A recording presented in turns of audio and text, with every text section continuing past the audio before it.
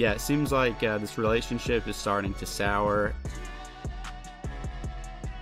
What's going on YouTube? Taylor Prentice back here with another video, and in this video I'm going to be talking about the Kanye and Adidas drama going on right now. So today is Yeezy Day as I'm recording this, but there were some screenshots that came out today of Instagram messages with Kanye talking about he wasn't really approving of this day and Adidas just kind of did it without his consent.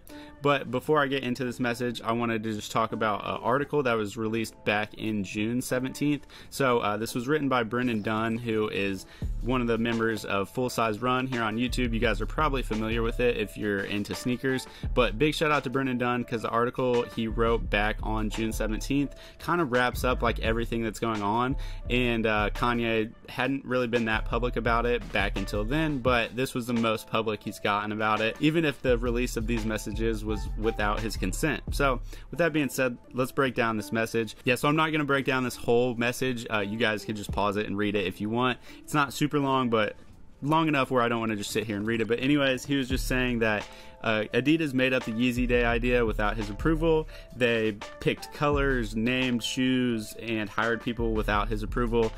They stole a bunch of ideas, materials, and colorways from him. And yeah, they have been releasing some items that aren't under his branch of Yeezy through Adidas that are very, very similar products, kind of similar to what Nike has done. And that's what Brendan Dunn really talks about in his article. So yeah, I will touch on that a little bit more as we go on. But anyways, he went on to say in his recent collaboration with Balenciaga and Gap that Adidas was even like slowing the process of that. He says contractually he's allowed to make casual sneakers with other brands or just by himself. So he was fully clear to be able to do what he did, but pretty much said that Gap was making it really hard for Demna to be able to do what he wanted to do, and they tried to like bully Gap, the company. And then to wrap it up, he pretty much said, when I originally ordered Adidas to make more Yeezy slides, the GM lied to my face and said that they didn't have the capacity. Meanwhile, Adidas was copying my slides and making their own version of the Yeezy slide. Yeezy is 68% of Adidas online sales. God step in. So I think that's actually probably a pretty reasonable number, is 68% of Adidas online sales, because Yeezy definitely dominates the market. And I remember seeing an article that said like Kanye tripled the Adidas stock. He's done a lot for the company, and it is kind of shady that they would go under him and kind of rip off some of his own designs. So that's what this article here by Brendan is talking about. He pretty much just starts off by saying that Kanye has changed the sneaker industry forever, and he's really solidified Adidas in the sneaker industry, because before I feel like Nike was always the brand and they had Jordan, so they always were kind of, Adidas was always kind of in their shadow. But since Kanye has got there, things have kind of flipped. Brendan goes on to say here that Kanye called out his collaborator Adidas for their Adidas 22 slides, which is very similar to the Yeezy slides that he's producing and has released. The colorway, the shape is pretty much identical. The only difference is the like topographic kind of artwork that they have going on here. But I actually like the Adidas slides, but I see where Kanye is coming from. I'm not standing for this blatant copying no more. Westra on Monday surfacing on Instagram to blast Adidas in a long caption. Of course his post was deleted because he never really keeps anything on his Instagram, but he said these shoes represent the disrespect that people in power have to the talent. This shoe is a fake Yeezy made by Adidas himself. And then Brendan goes on to explain how this isn't really that crazy for shoe companies to do. I definitely recall this when Virgil was still alive. Nike was kind of ripping off his designs and putting it on their own shoes. And then I didn't really realize this, but Brendan said that Nike has a handful of non-Tom Sachs sneakers that look a lot like Tom Sachs sneakers. I was never really into the Tom Sachs, so I didn't really pay attention to shoes that looked like it, but I guess there were a lot of it. And that doesn't really surprise me because it seemed like it was pretty commonplace for Nike to take their collaborators' ideas. I mean, that's one of the big issues of what's going on with like the whole John Geiger thing, is they just kind of stole his ideas and then wanted to like crucify him for using some of theirs. So yeah, it gets messy. Brennan goes on to say, while the Yeezy slide shape is not the most novel, the similarities between that and the Adidas 22 are clear. And then he goes on to say that this iteration of the long existing product did not arrive until after the Yeezy slide. So it's not like this is an idea that they've had in the vault and just now decided to release it.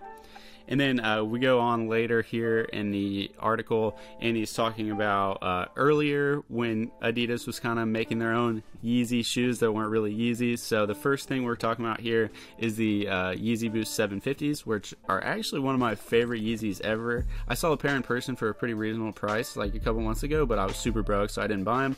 But looking at these images of the Adidas Tubular Invader, yeah, you can definitely tell that they were somewhat of a rip off of the 700s and were the 750s, excuse me, and were definitely like built to sell off of that hype.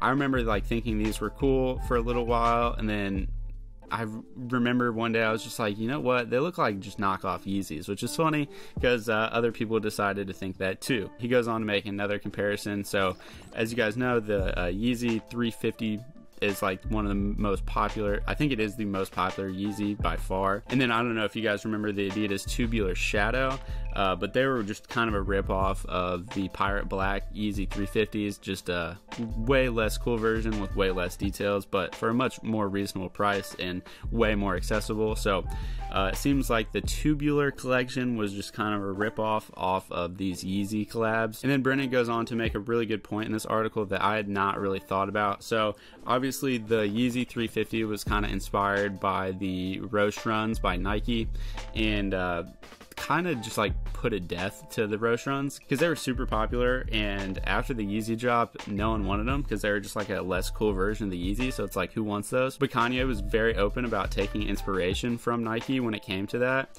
And you got to think, if Kanye is with Adidas at this point, taking ideas from another company and like making one of their shoes extinct is something that you'd really want, whereas Adidas is taking Yeezy products that are Adidas products and then copying them themselves. So they're like creating a market battle between themselves. If the shoes are really hot, I guess, and you can just capitalize on selling a lot more pairs, it kind of makes sense, but you don't really want to have two of your products fighting for like the same niche of people. And also the sneaker was just a lot better of a sneaker. The 350 was light years ahead of the Roche run.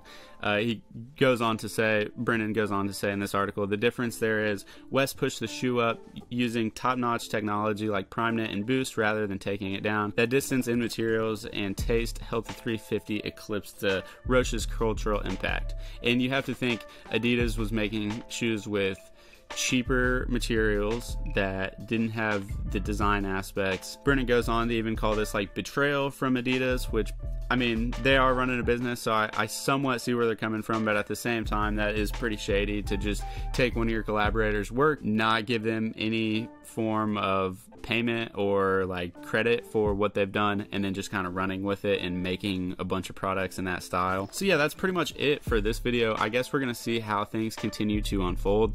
Let me know what you guys think down below. Do you think Kanye is in the wrong here? Do you think Adidas is in the wrong? Or do you think maybe both are like a little bit wrong and have like some meeting in the middle to do? To be honest, I see where Kanye is coming from. I do think the slides, it is kind of hard to be mad at the slides because it's not that many shapes that you can make slides in, but I do see why he's a little angry because it is like the same exact like silhouette, just with that topographical design.